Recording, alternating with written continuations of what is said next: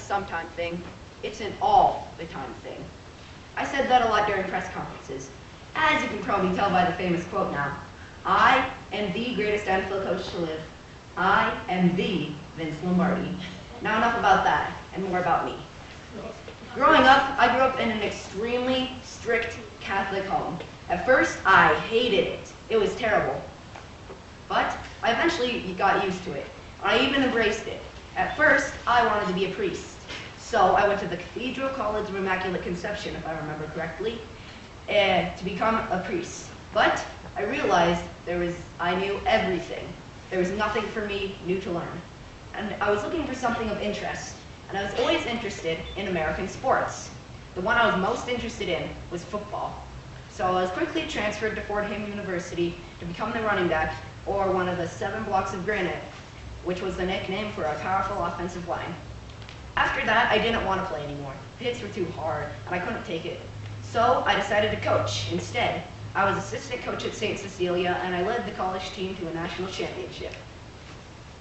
After that, I went with the NFL, and I went to the Giants to be assistant coach. During my days with the Giants, I got married and I had 2 kids. My wife, Marie, and my 2 kids, Vince Jr. and Susan. They are my pride and joy. I love them. And I also love my team. And I led them to an NFL championship in 1959. And after that, after my days with the Giants, I went to the Packers. I loved my days as head coach with the Packers because I pushed myself and my players to their very limits because I was free to do so now that I was head coach. We did great. We won 5 NFL championships in the 8 years that I was with them. And we won the first 2 Super Bowls. Now there's a hardship that I should tell you. This was the Ice Bowl. Now, the Ice Bowl is, as it suggests, it was cold by its suggested name. And the field was covered in ice. Now the story behind that is that the heat coils under the stadium created moisture, and the cold, icy winds blew in and froze it over. During the first half, it wasn't so bad for my Packers, we went 14-0 against the Cowboys. And then the Cowboys came back after the ice froze over the field after halftime. It was 17-14. Eventually, we got down the field. We tried so hard, and we were on 1st and goal. We tried to run it 2 times, but we failed. And it was third and goal on the 1. I was so close.